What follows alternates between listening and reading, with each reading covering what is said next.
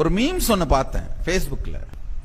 பல ஆண்டுகளுக்கு முன்னாடி அப்ப இருந்த சீஃப் மினிஸ்டர் வேட்டியை மடிச்சு கட்டிட்டு சென்னை வெள்ளத்தை பார்க்குற மாதிரி, அதுக்கப்புறம் வந்த சீஃப் மினிஸ்டர் அவர் வேட்டியை மடிச்சு கட்டிட்டு சென்னை வெள்ளத்தை பார்க்குற மாதிரி, இந்த மாதிரி வேற வேற முதலமைச்சர்கள் வேட்டியை மடிச்சு கட்டிட்டு சென்னை வெள்ளத்தை பார்க்குற மாதிரியான போட்டோஸ் எல்லாம் போடுறாங்க. அப்படின்னா இன்னமும் சென்னை வெள்ளம் வந்துட்டு தான் இருக்கு. எத்தனை முதல்வர்கள் வந்து போனாலும் அந்த பிரச்சனை முடியவில்லை. இதுக்கு தான் அந்த பில்டப்பா இல்ல தப்ப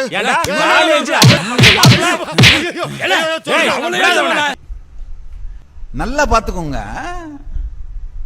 ஃபண்டமெண்டலான பிரச்சனை ஆன்சர் ஆகப்படவே இல்லை. ஃபண்டமெண்டலா நம்முடைய பிரச்சனை என்னன்னா, தண்ணியோட வீட்டுல நம்ம வீட்டை கட்டினதுனால நம்ம வீட்டுல தண்ணி வீடு கட்டுது, அவ்வளவுதான். அட பாவி, ஆளை பார்த்தா டம்மி பீஸா இருக்க, பயங்கரமான ஆளா இருக்கேடா. நான் அந்த ஃபேஸ்புக் மீம்ஸ் பார்த்தேன். ஓ, இவ்வளவு பேர் எல்லாரும் வந்து வெள்ளத்தை பார்வையிட்டு போயிருக்காங்க அப்படின்னா என்ன அர்த்தம்? அப்ப இத்தனை ஆண்டு காலமாக இந்த பிரச்சனையின் அடிப்படையை நாம் புரிந்து கொள்ளவில்லை, அல்லது மாற்ற முடியாத நிலையில இருக்கு. பிரச்சனை முத்தி போயிருச்சு. என்னங்க எனக்கு ஒண்ணுமே புரியல. அதுதானப்பா எனக்கும் புரியல. அதாவது இதுக்கு மேல இவ்வளவு பேரையும் காலி பண்ண முடியாது. நிறைய பேர் அங்க வாழ ஆரம்பிச்சிட்டாங்க. சட்டத்தாலோ வேறு எதனாலேயோ யாரையும் இவங்களெல்லாம் காலி பண்றது சாத்தியம் இல்லை அப்படின்னு ஆயிருச்சு. அப்ப என்ன, மழை அடிக்கிற மாதிரி அடிக்கும், நாம அழுவுற மாதிரி அழுவணும், நிவாரண உதவி நடக்கிற மாதிரி நடக்கும், திரும்ப அடுத்த மழை வரப்போ அடிக்கிற மாதிரி அடிக்கும், அழுவுற மாதிரி அழுவணும், நிவாரண உதவி நடக்கிற மாதிரி நடக்கும். ஐயம் பூசுன மாதிரி இருக்கணும், பூசாத மாதிரி இருக்கணும், பார்த்தா பழிர் இருக்கணும். இதெல்லாம் தொழில் நேக்குமா? ஆமா. ஏதாவது ஒரு பிரச்சனையை பெருசா பூதாகரமாக்கி முன்னாடி நிறுத்துவாங்க. இன்னொரு பிரச்சனை கிடைச்ச உடனே அதை போட்டு அடுத்தது இன்னொன்னு எடுத்து நிறுத்துவாங்க.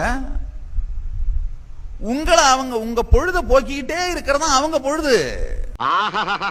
எவ்வளவு பெரிய தத்துவத்தை நசுக்கி சுருக்கமா சொல்லிட்டியா. கேட்ட பையன் சார் இந்த பால்சாமி. ப்ரோ, திமுக ஆட்சிக்கு வந்ததுல இருந்து நல்லா பண்ணிட்டு இருக்காங்க அப்படின்னு அவங்க சொல்றாங்க. அதை பத்தி நீங்க என்ன நினைக்கிறீங்க? அப்படியா? அவன் தெரியறானா ப்ரோ? உனக்கு தெரியறானா? அவன் அவங்க அப்பா நடுக்கடல்ல நண்டு வருத்துட்டு இருப்பான். அவன்கிட்ட போய் கேளு. என்கிட்ட வந்து இப்படிலாம் கேட்டுக்கிட்டு இருக்க கூடாது. அவனுங்க அதை பத்தி இதான்டா திமுக, இதான் திமுக, மறந்துடாத. திராவிட மாடல்னா என்னன்னு கேட்கிறவங்களுக்கு இதுதான் பதில்.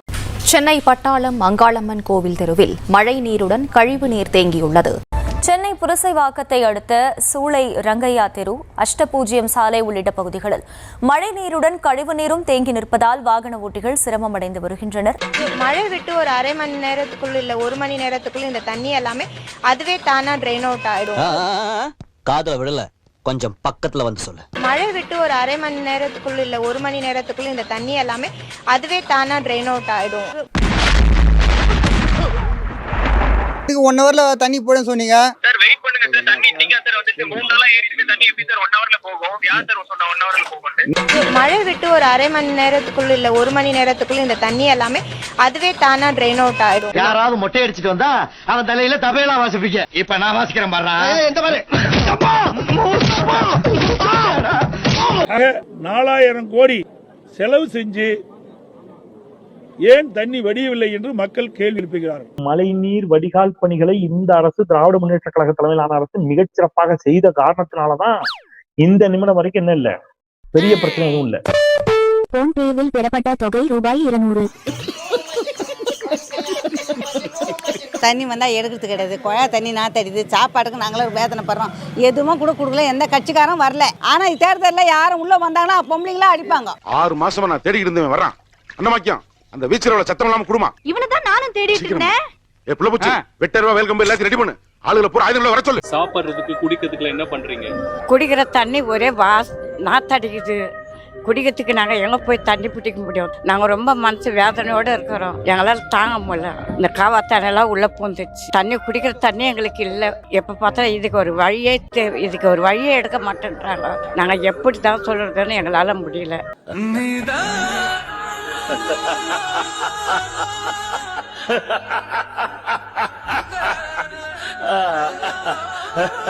இப்ப மட்டும் இல்ல, எப்பவுமே தண்ணி வரும். அத வந்து அதிகாரிங்க வர மாட்டாங்க. எம்எல்ஏ ரெண்டு முறை ஜெயிச்சோம். எம்எல்ஏ தாயக கவி 2 முறை ஜெயிச்சாரு.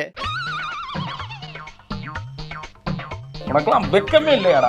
சோறு தானே திங்கிற. எரிச்சல் வருது உனே. நான் கெட்ட வாரத்துல திக்கி போடுவேன். அப்புறம் பெத்தம் கொதிக்குது உன்னை பார்க்க. ஓட்டு மட்டும் கேக்குற, ஓட்டு போடுங்கன்னு உரிமையோடு வரீங்களே. ஜனம் இருக்குதா, சாப்பிட்டா தண்ணி குடிச்சாங்களா இல்லையா, அந்த இதுவே கிடையாது. Don't worry. என்கிட்ட உதவின்னு வந்து கேட்கறவங்கள வெறும் கையோட திருப்பி அனுப்புற பழக்கம் என்கிட்ட கிடையாது. ஆமா, எல்லாத்தையும் புடிங்கன்னு தான் அனுப்புவாரு. எவ்வளவு பெரிய மழை வந்தாலும் 20 சென்டிமீட்டர் அளவுக்கு மழை வந்தாலும் மழை வந்த சுவடே தெரியாமல் இன்றைக்கு மாநகர மக்கள் மகிழ்ச்சி வெள்ளத்தில் திளைத்துக் கொண்டிருக்கிறார்கள். இது 5 நாளா அப்படி 6 நாளா இருக்குது. தண்ணி குடிக்க தண்ணி இல்ல. 5 நாளைக்கு தண்ணி இல்லாத உட்காந்துங்கிறோம். இன்றைக்கு மாநகர மக்கள் மகிழ்ச்சி வெள்ளத்தில் திளைத்துக் கொண்டிருக்கிறார்கள். தண்ணி குடிக்க தண்ணி இல்ல.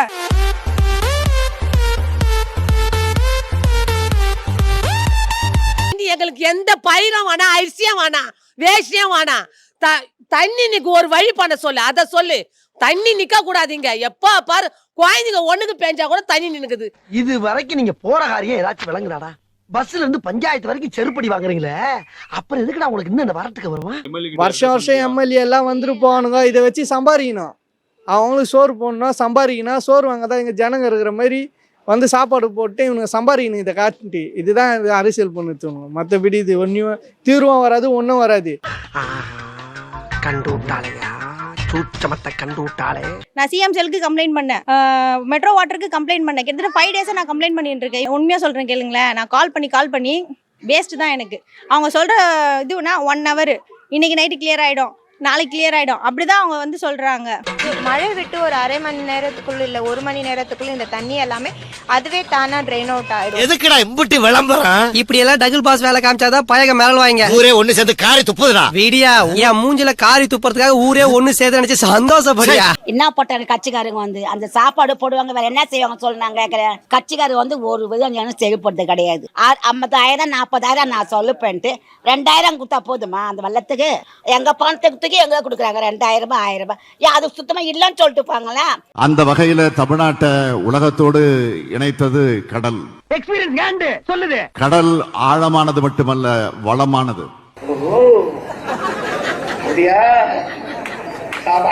மீன்பிடி தொழில இந்தியாவிலே 5வது பெரிய மாநிலமாக தமிழ்நாடு இருக்கு. கொலம்பஸ் கண்டுபிடிச்சப்பா. கடல் ஏன் உப்பாக இருக்கிறது? இன்னொரு முறை சொல்லுங்க. கடல் ஏன் உப்பாக இருக்கிறது? நீ கேள முருகன், நீ கேள. ஏய் நீ கேள. ஹலோ ஆமாங்க கேளு மச்சி. கடல் கடந்து போன தமிழனின் கண்ணீரால் மட்டுமல்ல, கடலோரத்தில் வாழக்கூடிய தமிழனின் கண்ணீரும் உப்பாக தான் இருக்கிறது என்பதை உணர்ந்த நம்முடைய கழக அரசு இவன் சாவடிக்கிறான் சார்.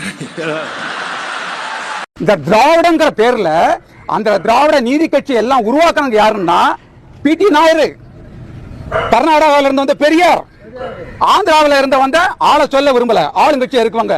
இவங்க எல்லாம் சேர்ந்துட்டு தமிழர்களை மொட்டை போடணுங்கிற ஒரு காரணத்துக்காக திராவிடங்கிற சொல்ல பயன்படுத்தி கொண்டு அன்று முதல் இன்று வரை பிரைன் வாஷ். கர்நாடகாவில் பாருங்க, பிஜேபி வரும், ஜனதாதளம் வரும், எல்லாரும் யாரு? அந்த மண்ணின் மக்கள், அந்த மண்ணின் மக்கள். இப்ப ஆந்திராவில் எடுத்துங்க, ஆந்திராவில் ரெட்டி வந்தாலும் சரி, நாயுடு வந்தாலும் சரி, அந்த மண்ணின் மக்கள்.